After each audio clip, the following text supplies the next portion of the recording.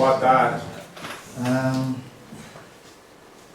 É complicado, como o irmão Jabismar já disse. Eu já tinha reclamado com o irmão Alexandre. Eu acho que não fazia sentido algum, com tantos irmãos já selecionados, eu ainda estar aqui a falar sobre isso. Reclamei, mas ele insistiu que eu devia falar.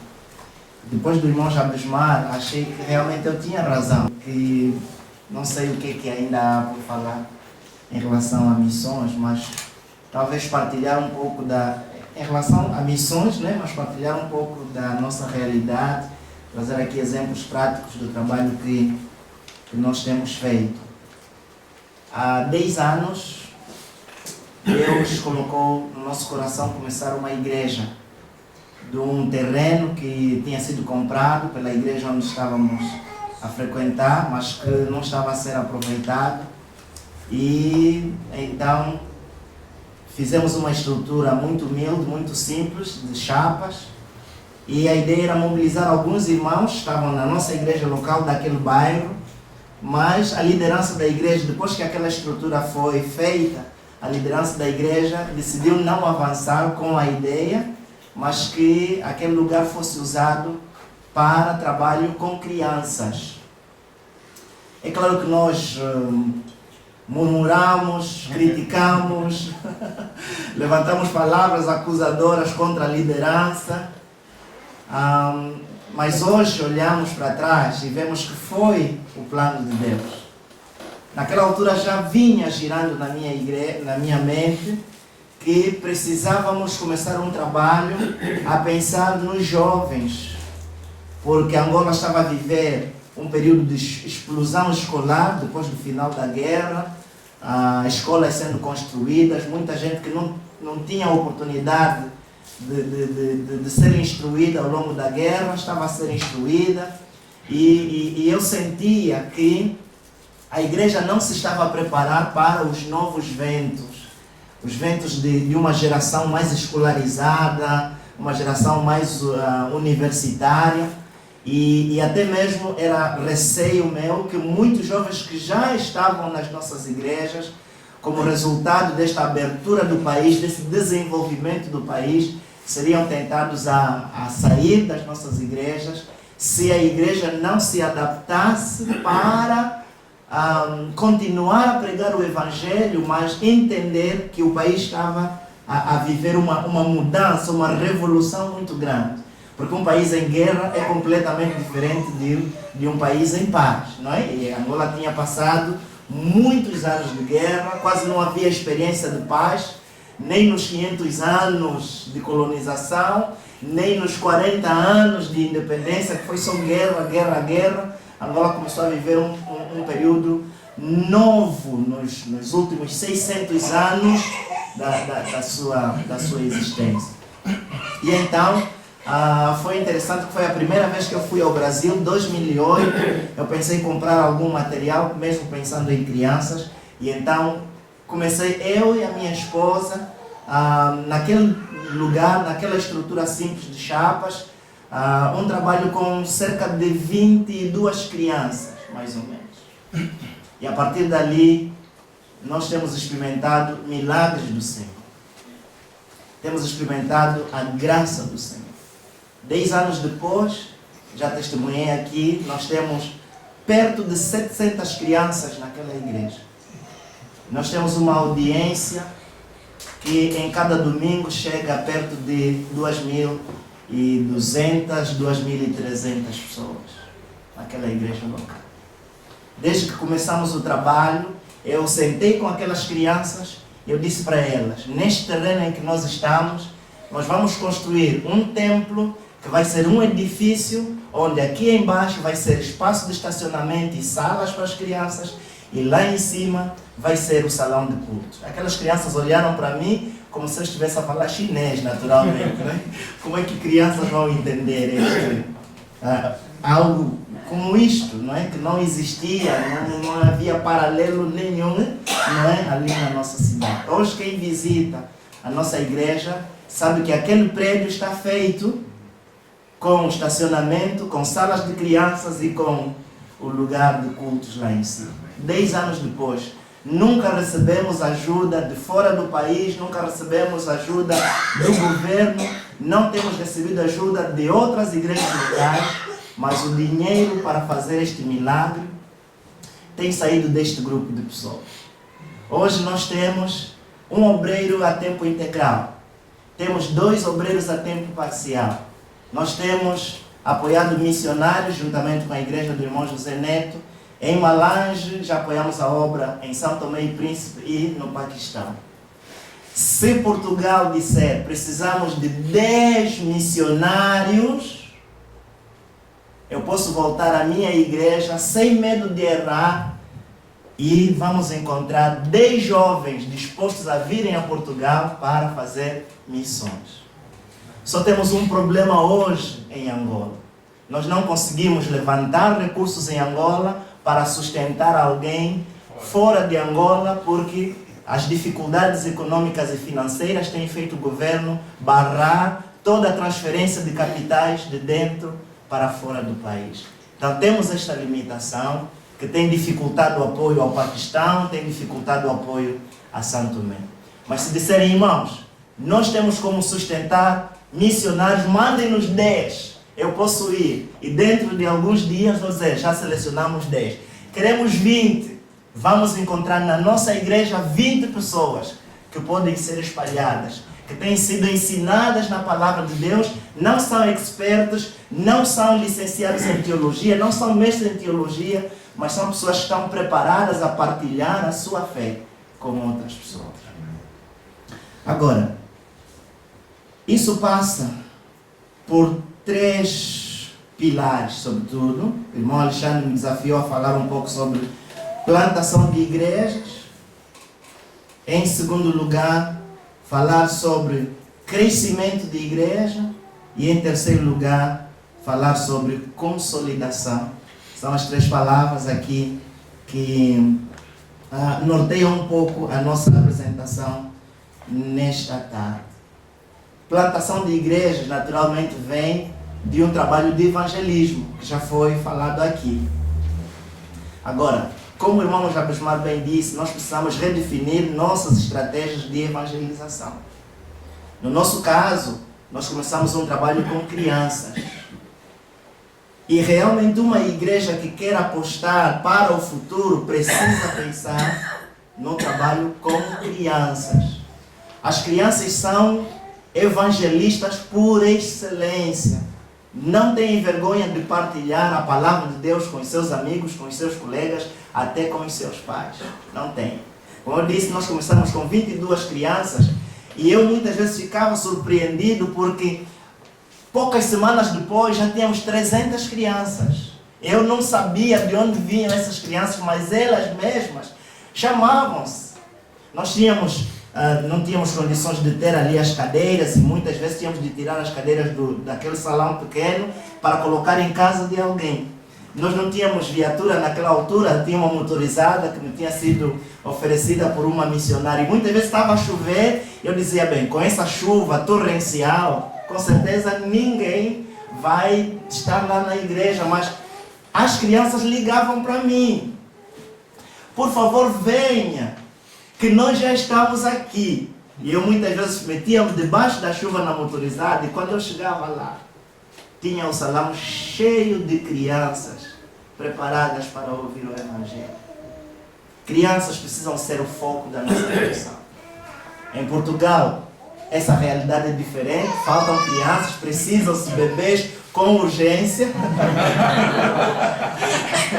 Em Portugal. Mas em Angola, nós temos essa bênção de Deus, não é? Os casais têm filhos como prioridade, então há muitas crianças. Ou seja, um casal que hoje se casa, daqui a 1 ano provavelmente estão a receber o primeiro filho e a média ainda está a ser, hoje, nos casais jovens, entre 3 a 4 filhos mais ou menos. Então temos esta bênção, não é? De crianças. Os jovens recém-convertidos também têm muita facilidade de partilhar a sua fé com os colegas, na escola, na universidade. Temos tido esse privilégio. Estratégia também aqui é que cada um de nós faça O evangelismo pessoal tem de ser André a chamar o seu irmão Simão. Tem de ser Filipe a chamar o seu amigo Nataniel. Tem de funcionar assim. Temos de pensar que o evangelismo que mais dá frutos não é o evangelismo em massa. O evangelismo que dá mais fruto não é o evangelismo em que nós saímos na rua e distribuímos folhetos, não é? É bom que se faça isso, Deus vai usar esse método, mas o evangelismo que mais dá fruto é o evangelismo por amizade. Quando eu tenho um amigo, e eu não preciso já falar de Cristo, não preciso ter pressa de falar de Cristo a ele, eu preciso ganhar ele primeiro a mim como amigo, demonstrando atos de amor. Na nossa igreja, tem vários membros muito bem firmados que foram meus alunos. Eu sou professor e Deus tem me dado a graça de, nas minhas aulas, falar de Cristo aos meus alunos. Hoje, um dos presbíteros da nossa igreja, responsável pela área de educação cristã e teológica, foi meu aluno no ensino médio. E ali ele ouviu de Cristo. E quando eu falei a ele de Cristo antes da igreja ter começado neste bairro. Quando a igreja começou, ele foi convidado, veio num sábado assistir um filme. Aceitou a Jesus naquele filme. E dali para frente só tem sido bênção sobre bênção. Hoje é um presbítero. Tenho vários alunos na igreja que foram meus alunos. E hoje, sendo professor universitário, vários membros da igreja foram meus alunos na universidade, que ouviram o Evangelho ou passando por dificuldades, me chamaram para um aconselhamento e tendo falado a eles de Cristo, eles aceitaram a Cristo e hoje são membros da nossa igreja local. Portanto, evangelismo por amizade. O evangelismo olho nos olhos.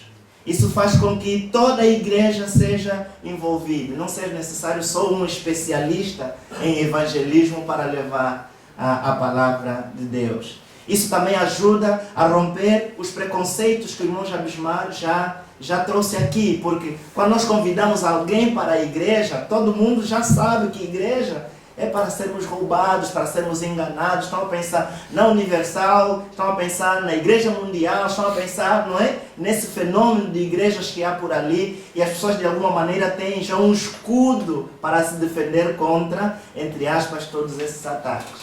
Mas quando é um amigo que chora comigo, um amigo que me dá boleia na sua motorizada ao sair da escola, ele diz assim: eu quero fazer um compromisso contigo. Eu sei que você vem a pé, mas a partir de hoje, sempre que sairmos, eu te levo até a tua casa. Não precisa falar com ele de Cristo, se possível. Leve este processo 1 ano. Ganhe ele para você primeiro. Porque quando tu te tornares tão amigo dele, demonstrando atos de amor, a primeira vez que ele falar de Cristo, ele vai aceitar a Cristo como Senhor e Salvador. Portanto, são estratégias que nós devemos adotar para o evangelismo. Em segundo lugar, o crescimento da igreja. Uma das melhores formas de gerar crescimento da igreja é a organização da igreja em grupos pequenos, grupos familiares ou grupos de células. E a nossa igreja tem adotado este modelo de crescimento e de consolidação. Nós temos a igreja. Com certeza seria muito difícil cuidar de 1.500 pessoas, cuidar de 1.200 pessoas. Como é que alguém faz isto? Então nós temos adotado o sistema de organização da igreja em células, em grupos pequenos. Neste momento nós temos na nossa igreja 114 células espalhadas por vários bairros da cidade do Cuito, que se reúnem uma vez por semana. Cada célula tem um líder que está preocupado a discipular pelo menos 3 pessoas.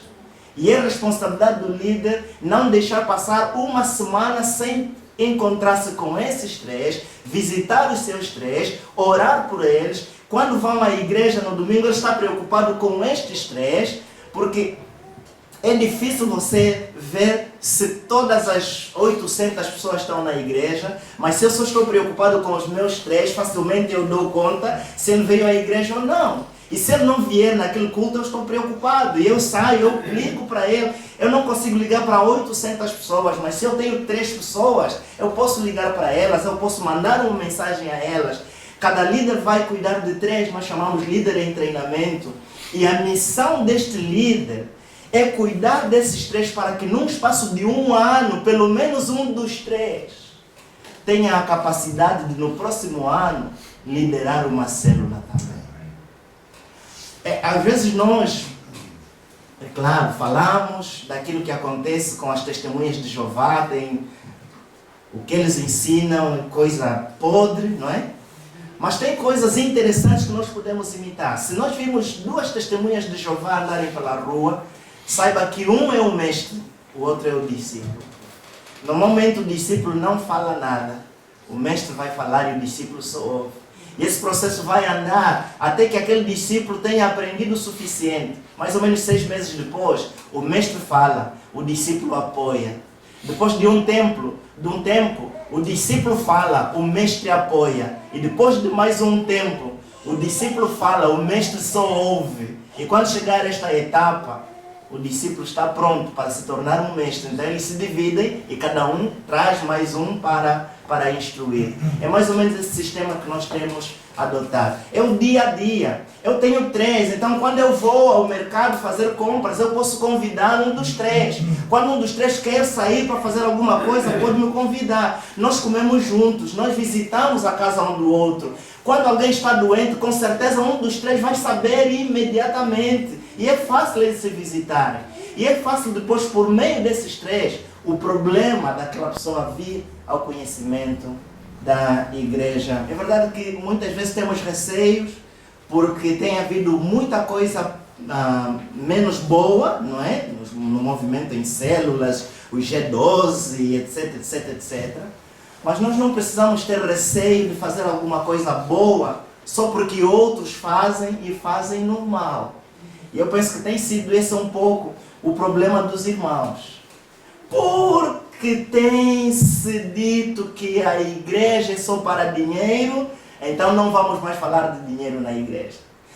Porque tem pessoas que se intitulando pastores se tornaram donos da igreja, então nós não podemos ter mais pastores. Porque tendo acontecido problemas com o sistema em célula, isso não pode acontecer entre nós. O erro de outros não deve levar com que nós não façamos aquilo que é correto. E quando nós vemos a igreja no Novo Testamento, é uma igreja que já era estruturada assim. Eles comiam de casa em casa, não é verdade? É difícil 3.000 pessoas comerem na casa de um só. Então só podemos imaginar que eram grupos pequenos que comiam, não é? Nas casas uns dos outros, e ali tinham comunhão uns com os outros. E desta maneira a igreja crescia e se fortalecia. Em Atos dos Apóstolos, nós vemos esta reunião da igreja, onde havia edificação através da palavra, onde havia comida uns com os outros, eles oravam juntos, havia temor e reverência, havia liberdade do Espírito Santo, havia unidade, tinha uma só fé, eles partilhavam os bens entre si conforme a necessidade. Nós temos tido a experiência interessante de problemas que surgem entre os irmãos que nem chegam ao conhecimento da liderança da igreja. As células já dão solução a isto. Muitas vezes quando nós, os líderes, recebemos a informação, a célula já resolveu. Não, aconteceu isso com o irmão fulano, ele teve problemas assim, ele teve óbito, ou ele ficou internado no hospital, mas a célula se mobilizou, cada irmão levava um dia comida para ele, mobilizamos a irmã fulana que foi cuidar da comida, fazer comida, cuidar das crianças, ou trazer as crianças para si. Há tempos eu testemunhei algo fantástico. Uma senhora se converteu numa célula, não tinha familiares no Quito, e uma irmã recebeu ela e mais 3 filhos. E ficou com ela muitos meses, até que ela começou a ficar doente, foi internada ao hospital, a célula se mobilizou para cuidar daquela irmã. Mas chegou um momento em que ela estava quase à beira da morte, e a célula disse, bem, agora já é algo mais complicado, se ela morrer, vamos ter alguma dificuldade, vamos então partilhar isso com a liderança da igreja. Trouxeram o assunto a nós, procuramos, por meio de algumas organizações, localizar a família na província onde ela dizia ser originária, mandamos comunicados pela rádio e não apareceu qualquer familiar. Algumas semanas depois, aquela senhora morreu. E por meio da célula e por meio da igreja, nós cuidamos de todo o trabalho, do funeral daquela senhora, da caixa. E muitas vizinhas e amigas daquela senhora, ao verem o que aconteceu, elas disseram: nós nunca vimos algo igual a acontecer na nossa cidade. Ela deixou 3 filhos. Uma senhora resolveu assumir esses 3 filhos. E a igreja deu apoio para que essas crianças fossem registradas. E mensalmente aquela família recebe uma cesta básica. E dissemos àquela senhora: qualquer problema que existir com essas crianças, a igreja está aqui pronta para ajudar. Queremos testemunhar essas crianças a crescerem e a serem felizes. Portanto, isso é comunhão. Comunhão entre os irmãos não é comer, tomar um lanche no final do culto. Isso é muito bom. Mas comunhão é o dia a dia, é a convivência. Comunhão é quando eu visito alguém na hora da necessidade. E quando essa demonstração de amor acontece, Jesus disse que todos saberão que sois meus discípulos. Sim, é na célula onde as pessoas são convidadas por meio do estabelecimento de amizade. Todo este crescimento que nós temos visto na nossa igreja, sobretudo a partir de 2014 para cá, essa explosão tem sido por meio da amizade que se estabelece na célula. Muitas pessoas só conhecem a igreja muitos meses depois. Há pessoas que estão na célula e que ainda nem sequer pensam que um dia vão integrar a igreja. Mas é na célula, porque a célula é uma casa. E não tem muito aquela barreira, não é? Que a pessoa já tem uma igreja e ali eu vou para ser explorado. É a casa de um amigo, onde ele é convidado, e há um lanche, há uma brincadeira, há uma partilha da palavra, e depois há uma conversa agradável, e ponto final. E isso se torna tão bom que muita gente vem uma vez na célula e depois já traz um amigo, já traz um vizinho, já traz um convidado e se junta a este grupo. É nas células onde as pessoas são evangelizadas e discipuladas até serem integradas à igreja. É na célula onde cada pessoa exercita o seu dom e ele se sente uma pessoa útil. É difícil, nós pregamos muito o sacerdócio universal de todos os crentes, não é verdade? Mas no nosso sistema de igreja, é difícil que 300 pessoas consigam de facto exercitar os seus dons, não é? Se a igreja só se reúne ao domingo e depois tem uma reunião de oração no meio da semana e outra, é difícil 300 pessoas exercitarem o seu dom. Mas ali na célula, com um grupo pequeno de 8, 9, 10 pessoas, é muito mais fácil as pessoas exercitarem os seus dons servindo uns aos outros.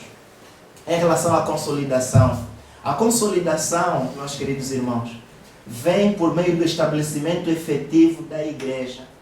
A igreja precisa efetivamente se estabelecer mediante o levantamento de uma liderança, não é? Que nós já sabemos, que seja uma liderança autônoma, capaz de liderar e conduzir aquela igreja. A igreja precisa saber que é um organismo, por meio da partilha do amor, da comunhão uns com os outros, da palavra, é um organismo, mas a igreja também é organização. E é aqui neste lado da organização que nós como irmãos falhamos muito. Porque só pensamos que a igreja é um organismo. E por ser só organismo, por isso é que temos até templos que não estão registrados. Porque não, a nossa pátria é no céu.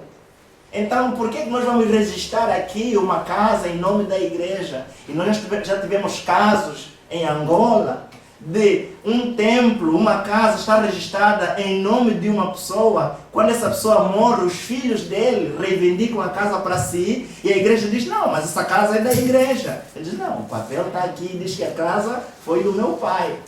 Não é? Temos esta grande dificuldade, porque nós não pensamos que a igreja é também uma organização. Onde não há organização, não há ordem. Onde não há organização, não há ordem. E nas nossas igrejas, há exemplos claros de falta de ordem, de falta de subordinação, de falta de respeito até para com as lideranças da igreja, não é? Líderes que, por ser irmão em Cristo, são tratados de qualquer maneira, sem qualquer reverência, e isso tem sido de alguma maneira uma mancha. Eu estou muito preocupado porque eu vejo filhos de doutores querendo ser doutores como os seus pais, filhos de professores querendo ser professores como os seus pais, filhos de engenheiros querendo ser engenheiros como os seus pais. Mas os filhos de pastores não querem ser pastores como os pais nunca na vida. Nem que a vaca tussa, não querem. E muitas vezes até são os próprios pastores que quando ouvem dos filhos ainda pequenos, papai, eu quero ser pastor como você. Cala a boca, isso não vem do Senhor. Já estamos a reprimir porque sabemos que ser pastor é sinônimo de desgraça, de miséria e de pobreza. Nós devíamos inverter isto. Eles deviam se sentir orgulhosos em serem pastores como os seus pais. Organização, queridos, diz respeito à valorização da liderança. Diz respeito ao sustento da liderança. E eu penso que já devíamos, de fato, nas nossas igrejas, termos a capacidade de levantar obreiros a tempo integral. Esta coisa de ter as instalações da igreja só abertas ao domingo. Um irmão que vem com as chaves 5 minutos antes da reunião começar e depois da reunião terminar, tudo fica fechado e fica uma semana inteira fechado. E tem gente muitas vezes aqui na comunidade com necessidade. Se tivesse alguém, nós temos na nossa igreja um obreiro a tempo integral e temos 2 obreiros a tempo parcial. Esse a tempo parcial, um trabalha só o período da manhã, outro trabalha só o período da tarde. O a tempo integral trabalha os 2 períodos. Tem sido muitos os casos que eles recebem todos os dias. E a maior parte das pessoas que os procuram não são membros da igreja. Porque tem algum problema, alguém fala da nossa igreja e levam ali os seus familiares.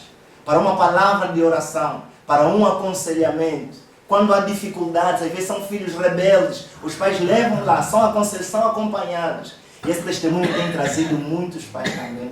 A nossa igreja perde muito, irmãos, quando nós achamos que não devemos ter obreiros a tempo integral. Uma igreja organizada funciona bem, é uma igreja harmoniosa. Uma igreja, as igrejas devem constantemente repensar o seu modelo de liderança, tem de repensar o seu modelo de culto.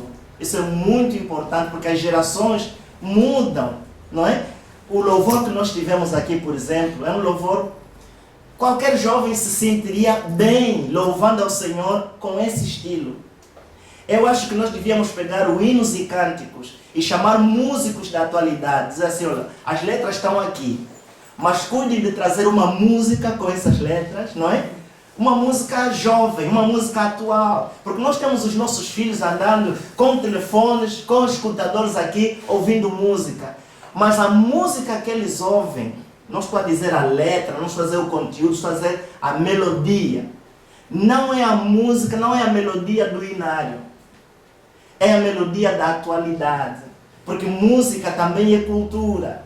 Cada país tem seu estilo de música.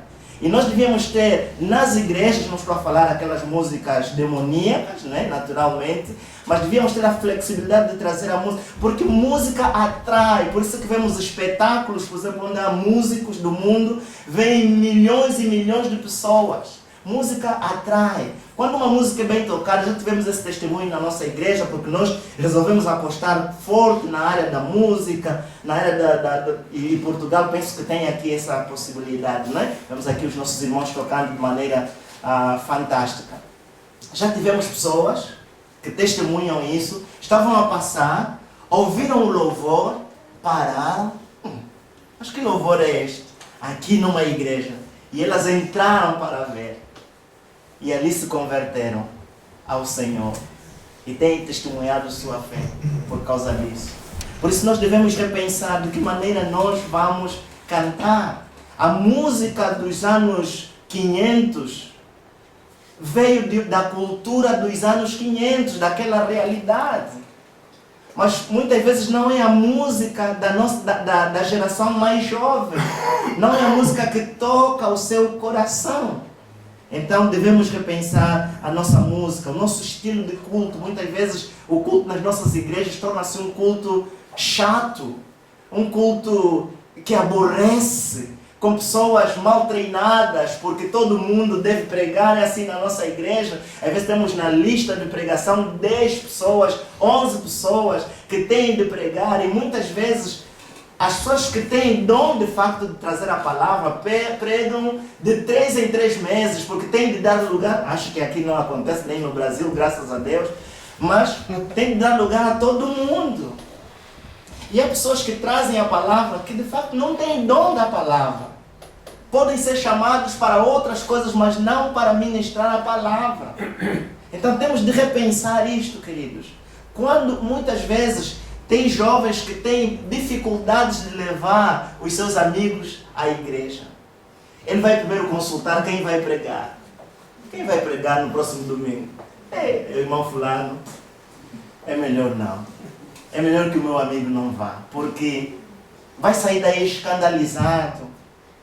O irmão que gagueja na leitura, o irmão que não fala da palavra, o irmão que não traz realmente uma mensagem que a alimenta, traz piadas, fala de tudo um pouco e não da palavra. Não é? Então temos de repensar, temos de ser corajosos a fazer isso. Eu, por exemplo, na nossa igreja local, temos tantos pregadores que tivemos de reunir com os irmãos e fazer uma lista restrita de pregadores que realmente são aqueles que a igreja sente que tem o dom da palavra. E só para imaginarem que eu não sou um deles. Eu prego uma vez a outra. Porque há jovens que nunca fizeram seminário teológico, mas quando sobem ao púlpito, sinceramente, eu me rendo, eu digo, Deus é Deus, Deus é poderoso. Então nós temos de repensar um pouco isso, para trazer alimento ao povo de Deus. Temos de pensar em mudar as nossas práticas, acompanhar a dinâmica da cultura, da sociedade. O irmão Jabismar falou aqui sobre pessoas que vêm à igreja e porque ela veio vestida de calça não entra, porque vem sem véu, já tem alguém na porta, este não pode entrar, ou então já tem um lenço ali no bolso, quando alguém já amarra o lenço na sua cabeça e depois entra. Temos de repensar um pouco isso. Será que queremos realmente pregar o Evangelho ou estamos mais preocupados em defender as nossas práticas, a nossa tradição e a nossa cultura? Quando nós apostamos mais na prática, na cultura, o resultado é o que nós temos visto, não é? Somos chamados como a igreja do Evangelho puro, mas a realidade é que no mundo inteiro o movimento dos irmãos só está livre, em queda livre. E isso devia nos preocupar. Ao invés de vermos as igrejas a morrer, porque estamos a defender uma tradição da igreja, devíamos preferir em realmente salvar vidas para a glória e honra do Senhor Jesus. Devemos lembrar que há aspectos, há fatores que podem atrair ou podem dissuadir a vinda de pessoas à nossa igreja local. Aquilo que eu partilhei com os irmãos aqui são vivências nossas ao longo destes 10 anos. São vivências nossas. Nós queremos muito.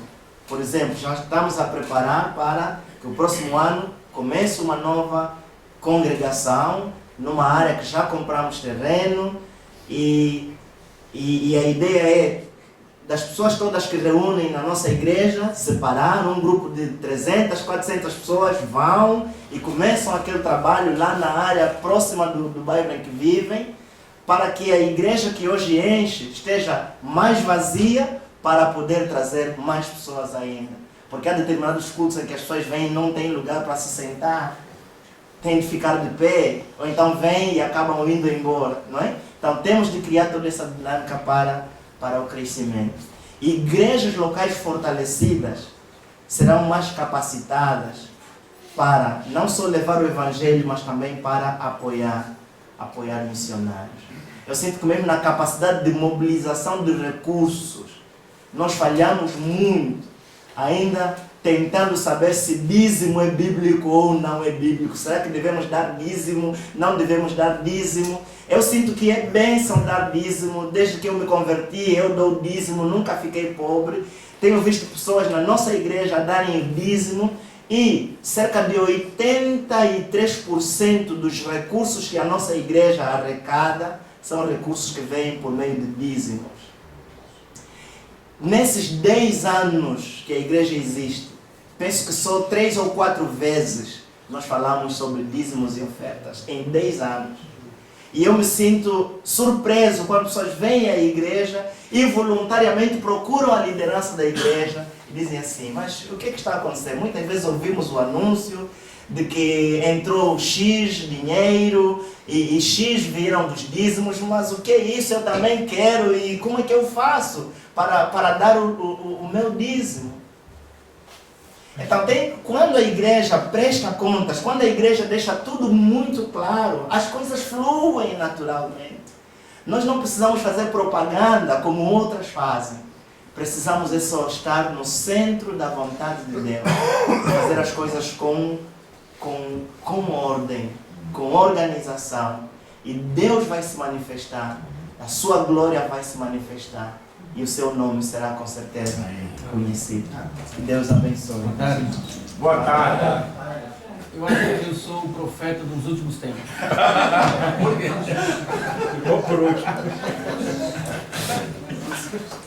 É sempre por último, mas hoje eu tenho muito tempo ainda. É 19 horas, vai terminar. São 18 horas ainda. Então, é interessante. Uma vez eu fui numa conferência também lá na casa do irmão Alvarenga e também fui por últimos 2 minutos. Então, o último tempo. E geralmente tem sido assim, sempre os últimos. Eu também não estava para vir na reunião, nem sabia. Foi o irmão Alexandre, lá de Minas Gerais agora, que me falou desse encontro que ia ter. E eu falei para ele, não poderei ir.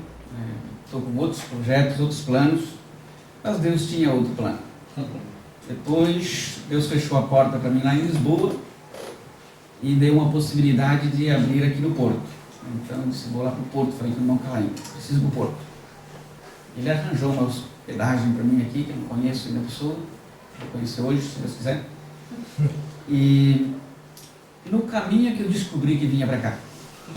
Estava dentro do carro, quando ele ligou para o irmão Pedro, eu não descobri, parece que 2 Pedro aqui, eu não sei qual é o Pedro que veio. Os nomes verdadeiros. Ah, aquilo lá. Né? Aí ele me convidou no caminho para falar. Então eu sou pior que latino agora.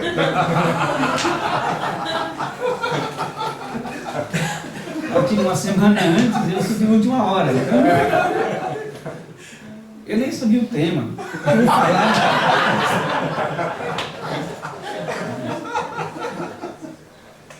Mas tem a profetisa dos últimos tempos dos adventistas. Eu quero falar então um pouquinho da minha experiência e do meu chamado. E daquilo que estou fazendo hoje. Hoje, na igreja em São Tomé, eu tenho feito o trabalho do Judas. Judas? Guardando dinheiro? Eu trabalho com a bolsa. Mas eu não estou metendo a mão nela, não.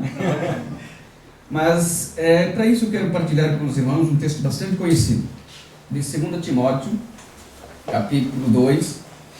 Diz, tu, pois, meu filho, fortifica-te na graça que há em Cristo Jesus.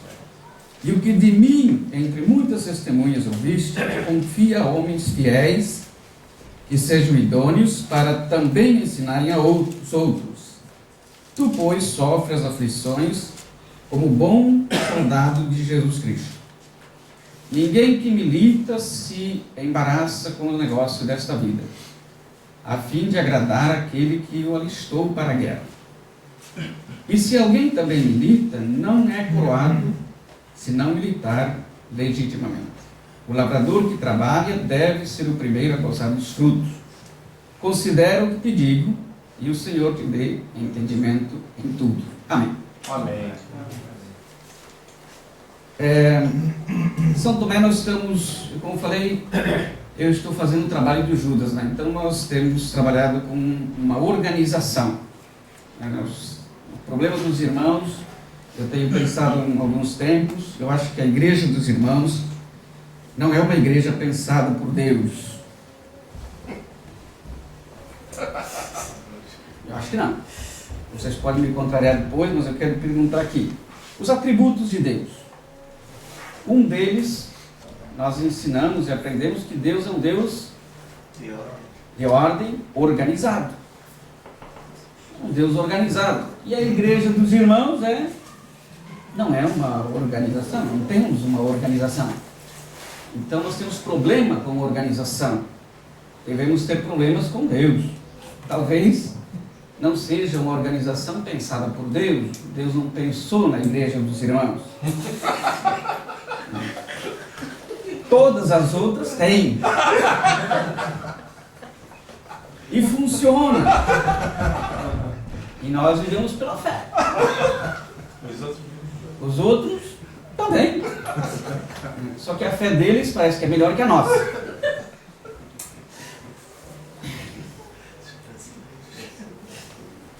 Quando eu fui para São Tomé, em 1998, eu fui para fazer uma experiência, uma tenda, lá em São Tomé.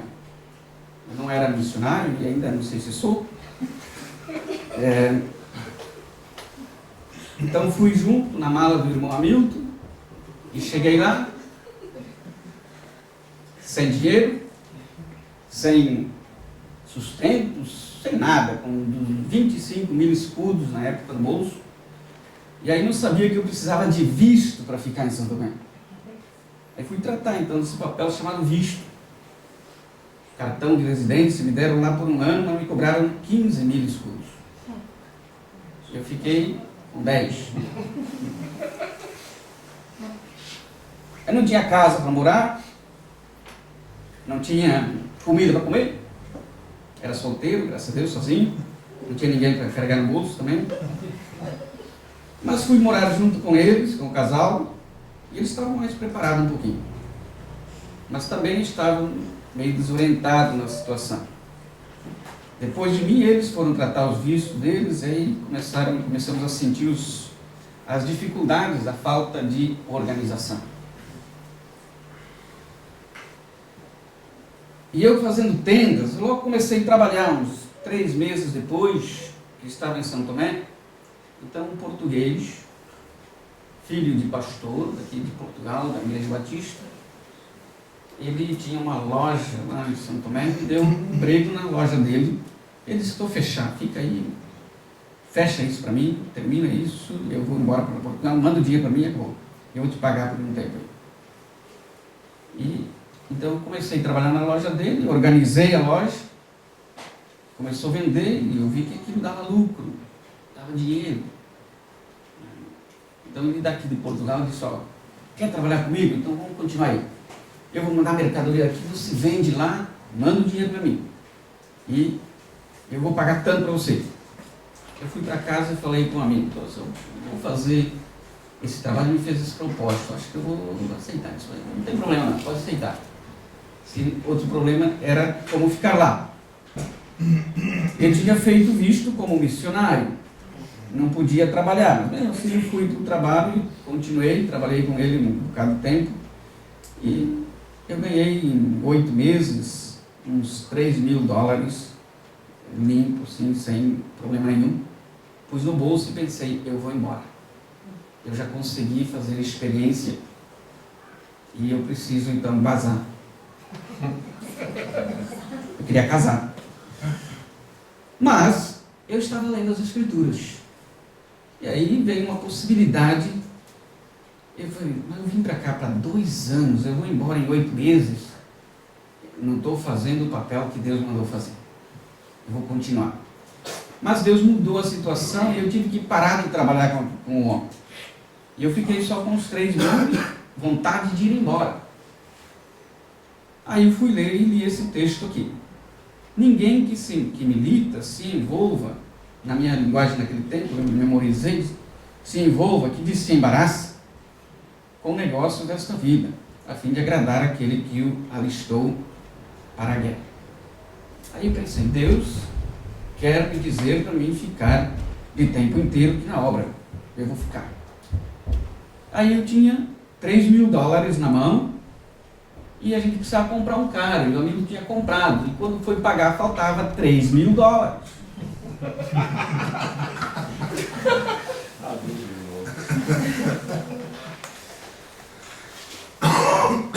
Eu falei, olha, eu tenho esses $3.000 aqui. Se eu der, eu vou ficar em Santo Tomé para sempre.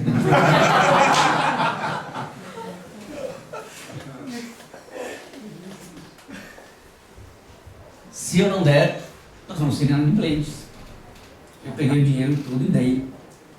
E alguns dias depois, eles começaram a dizer, você não pode ficar em casa mais não. Você tem que sair. E eu tive que sair, então, sem emprego, sem dinheiro de novo.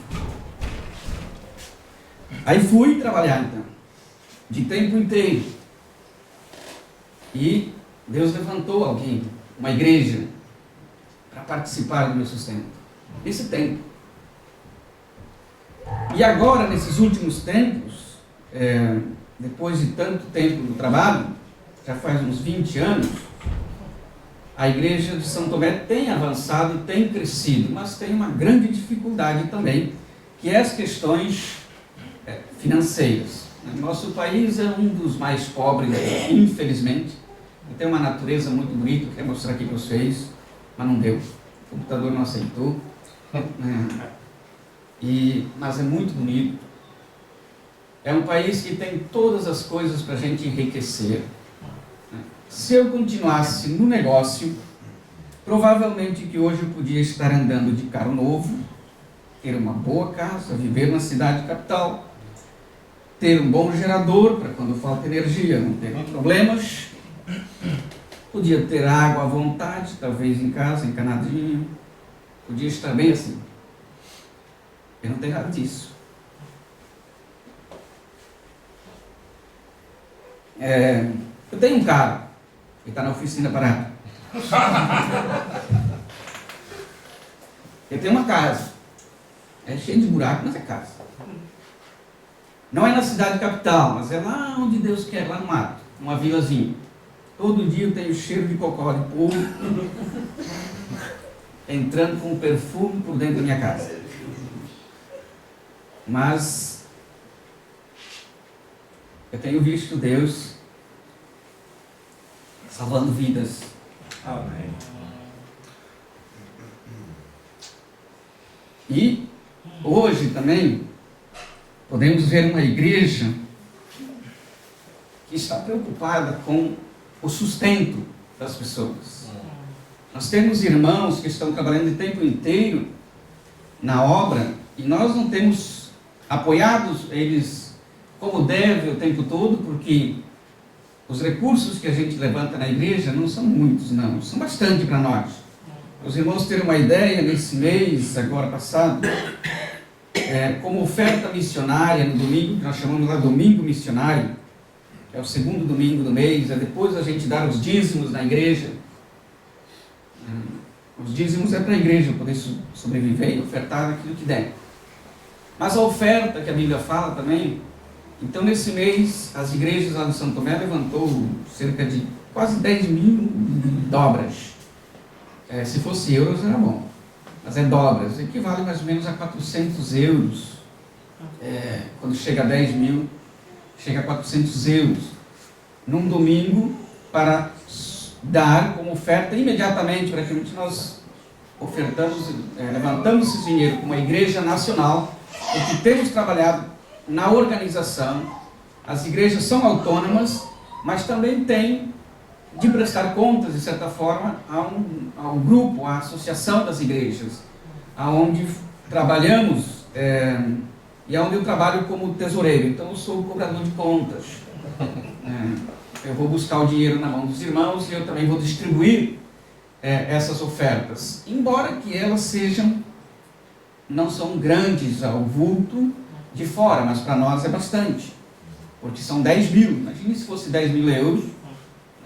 Não vou falar em real, que a gente está sofrendo com real lá. Mas A igreja pode fazer, mas precisa da organização. Nós não somos pobres demais que não podemos ofertar. Também não somos ricos demais que não precisamos de nada. Nós temos, Deus nos colocou aqui, nesse tempo, para poder fazer com que as coisas funcionem no nosso tempo. Se estamos fechando, é porque, aquilo que eu falei antes, talvez Deus não pensou na igreja dos irmãos. Porque Deus não iria fazer um investimento que Ele fez, de enviar Jesus Cristo lá do céu, de fazer Jesus sofrer o que sofreu na cruz do Calvário, padecer por tudo isso, para depois fundar uma igreja que Ele disse: eu edificarei a minha igreja. E Ele edifica a igreja para trabalhar em tempo parcial, ou quando dá. Nenhum de nós aqui seria maluco de investir num negócio desse, de fazer uma loja, ou um comércio, ou uma indústria, e contratar um funcionário e dizer: olha, você vem trabalhar quando dá. Se não der, não vem. Você não precisa ter compromisso, não. Umas 2 horas por dia talvez está bom, se você vier. Está aí. E essa empresa ia fazer o quê? Fechar. É o que nós estamos fazendo. Estamos fechando. Por quê? Não queremos ter compromisso. Não é que não temos compromisso, nós temos compromisso. Temos compromisso com nosso trabalho, com o nosso divertimento, com a nossa casa, mas não com Deus, não com a igreja. Aqui nós não temos compromisso, é a cidade. Se der, eu vou para o culto. A reunião de oração, se calhar, ainda a reunião de oração pior. A gente não vai orar, e nem ora em casa, muitas vezes. E aí, a igreja então perde o seu sentido, se fecha mesmo.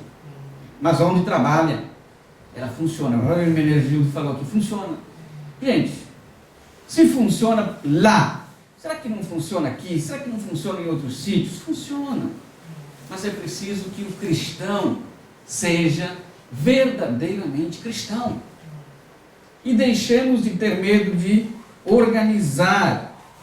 E termos organização. Porque nós respeitamos as autoridades civis. Elegemos um presidente, nós elegemos um primeiro-ministro em São Tomé. Eu votei para ele também. Muçulmano. Eu votei para ele. E ele era o único homem em São Tomé da política que poderia talvez organizar um bocado o país. Eu votei para ele, depois dessa última eleição já não votei mais. Ele perdeu também agora. Mas ele fez, mostrou que era possível acontecer. As coisas poderiam funcionar. Só que quando ele começou a apertar para o outro lado, a gente mandou ele fora, vai para a rua de novo. Como igreja, nós precisamos eleger autoridades e respeitá-las. E seguir as ordens, seguir as orientações, pelo menos pelos 4 anos, 5 anos, 10 anos, porque assim nós teremos um rumo por onde seguir. E teríamos a quem recorrer também aqui. Teríamos as coisas funcionando. E assim as missões não iriam fechar. Jamais iria fechar uma porta. Jamais ia fechar a porta que Deus abre. E a Bíblia diz: a porta que Deus abre, ninguém fecha. Mas se nós fechamos, Deus não abriu. Deus não pode ter aberto algo que nós estamos fechando. Então precisamos, como cristãos, se Deus colocou no seu coração militar na obra dele, então não se embarace com as coisas dessa vida. Eu tive que me desembaraçar. Eu podia ter carro novo, eu podia ter casa, eu podia ter todas essas coisas, mas não tenho, nem preciso delas. Porque eu tenho visto Deus trabalhar, eu tenho igrejas onde vejo Deus salvando almas. Eu estou trabalhando, construindo uma casa de oração, que é para congresso do ano que vem, nós estamos lá pela metade já. Falta muito dinheiro ainda, mais ou menos 20, 30 mil euros mais ou menos. Ainda não temos, mas eu vim aqui buscá-los.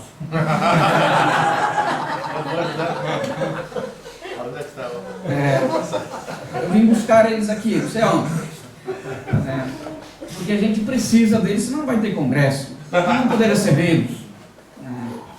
Mas os irmãos estão convidados para ir lá para São Tomé o ano que vem. Então, nesse congresso, lá no mês de julho, de 22 a 26. O irmão Alexandre tem o link aí, pode se inscrever. Eu não tenho, não sei como funcionar essa coisa ainda. Mas ele sabe. Vai lá, a gente vai recebê-los bem lá. Mas antes disso, ajude-nos a terminar a casa de oração lá também. Ele diz aqui, se alguém milita nisso, não se envolva em outra coisa não. Faça esse trabalho. Eu já desafiei pessoas a investirem em São Tomé. Dá para ganhar dinheiro? Pode fazer, ajudar lá na obra de Deus também. Mas Deus disse para mim que eu não posso fazer isso. Eu entendi aqui na palavra de Deus que eu não posso me envolver nisso. Eu tenho vontade. E eu fico olhando assim e vejo, nesse negócio dá dinheiro. De repente eu vejo um incrédulo fazendo ele. Porque os cristãos não querem fazer. A gente não quer se envolver, não queremos compromisso. Até mandei uma mensagem um dia para um irmão aqui. Olha, tem uma boa oportunidade aqui de negócio. Ele disse, não. Ele disse, também a resposta. Aí um libanês estava fazendo. Eu ajudei ele.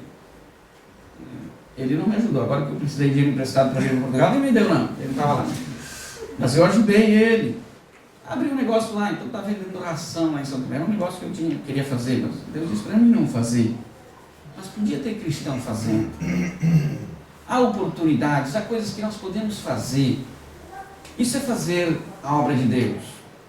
Só que como cristãos, nós precisamos nos organizar para as coisas poderem funcionar. Porque sem organização não há confiança também. Não há confiança. Ninguém vai investir, como disse aqui, para deixar morrer depois. Ninguém vai pôr o seu dinheiro nisso. Irmãos, Paulo disse aqui, você precisa ensinar isso a homens que sejam idôneos, que sejam capazes. Talvez nós não somos esses homens. Talvez não somos nós que vamos fazer isso, mas é para o nosso tempo, é no nosso tempo que as igrejas que foram abertas no passado estão fechando. É no nosso tempo que nós estamos dizendo que temos o evangelho mais puro e as pessoas não querem. É no nosso tempo que temos a mensagem que deveria ser explanada no rádio, na televisão ou na internet. O Herero Soares, o Pedir Macedo, né?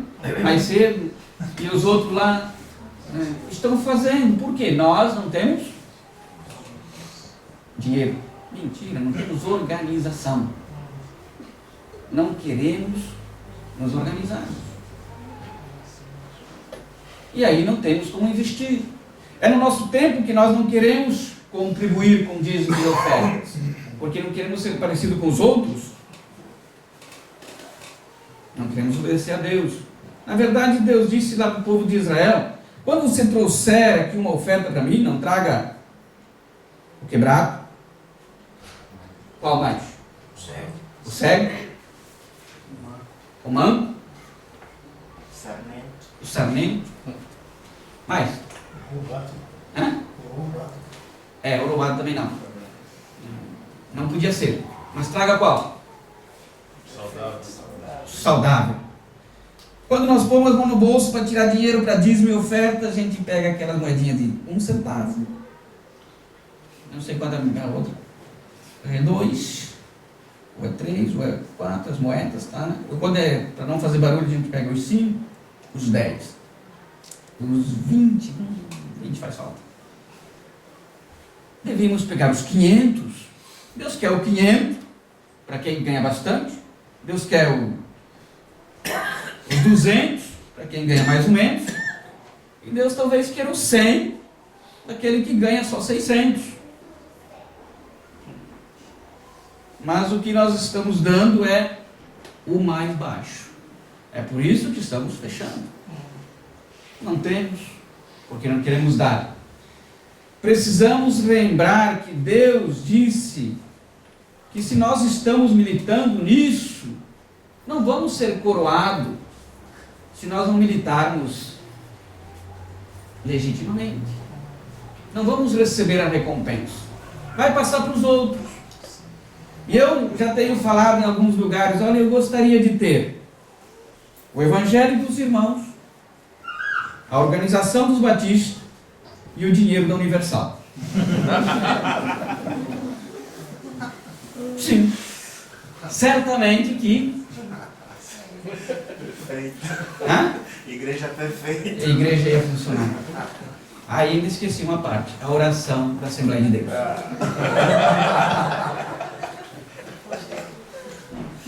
E hoje eu aprendi um bocadinho com o Menegildo, né? A mensagem e pregação do Evangelho dos Testemunhos de Jeová. Bom, e nós estaríamos conquistando o mundo para Cristo. Mas nós não estamos fazendo, porque nós estamos nos negando a fazer o que Deus disse para fazer. É bom a gente ouvir as mensagens bonitas. É bom isso mesmo. Nós temos que voltar para a realidade. Deus pode fazer uma mudança na igreja, nas nossas igrejas, começando por nós mesmos. É começando a dar aquilo que nós temos.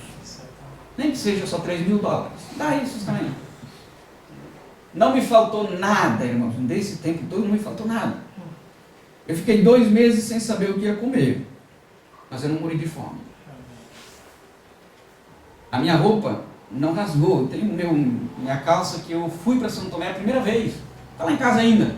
Já não estou usando ela porque o botão apertou no pé.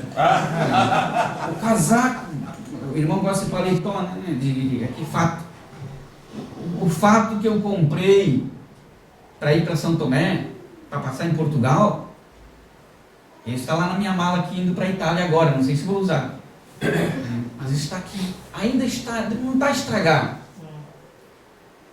Deus continua cuidando. Como Ele cuidou do tempo passado, Ele continua cuidando do tempo presente. Mas Deus sempre trabalhou com um povo organizado. Ele organizou uma nação. Ele organizou um povo. Ele organizou as coisas para funcionar. Jesus também organiza a igreja hoje, porque é a igreja dele. E se nós somos a igreja de Cristo, nós temos que pensar nisso.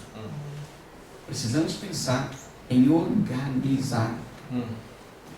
E respeitar, e ajudar, e trabalhar em cima disso.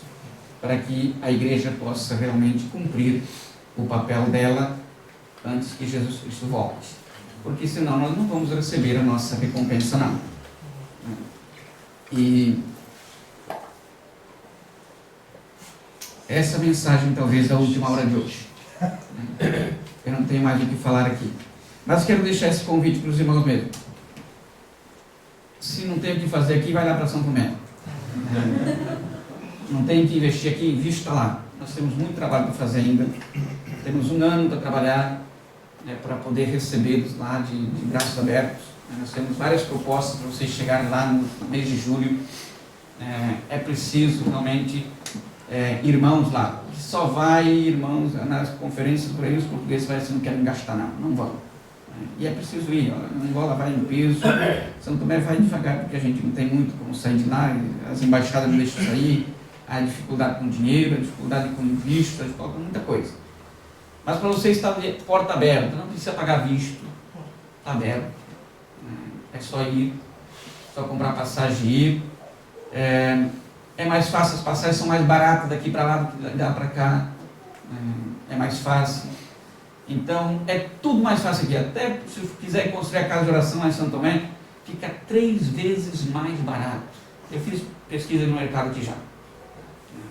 Só em porta e janela, que eu tenho que colocar lá o valor que a gente põe em porta e janela na casa de oração, lá no Lucumim. Dá para acabar a casa de oração quase. Comprando material aqui em Portugal e enviando para lá. Então é mais simples. Os irmãos, só a organização é que poderia funcionar direitinho. nós não estaríamos sofrendo tanto. E estaríamos pregando o Evangelho com mais facilidade. E com menos sofrimento, e com menos reclamação, e com menos igrejas sendo fechadas, porque teria mais irmãos querendo ser pastor. Eu tenho 2 filhos. Um, desde pequenino, ele dizia que quer ser piloto. Mas graças a Deus, nos últimos dias ele falou assim: eu quero ser piloto, não quero ser pastor, pai. Quero ser missionário também. E o outro está crescendo agora, então não sei o que ele vai crescer ainda. Está novinho. Então continue orando por nós e voltem e visitem nós em Santo Tomé, pelo menos no ano que vem, na conferência. A gente quer ter mais pessoas do que teve nas outras. E por isso a gente está aproveitando esse tempo aqui em Portugal para convidar os irmãos também. Certamente, se você for para lá, virá São Tomé para cá depois. Os irmãos de Sintra foram 1 vez, 2 vezes, 3 vezes, e agora estão com mais de 20 São Tomenses reunindo com eles lá. Então, eles também gostam de vir, e só que eles aí não voltam mais. Mas pelo menos enche os bancos da igreja. Isso é uma bênção. Então Deus nos abençoe. Amém.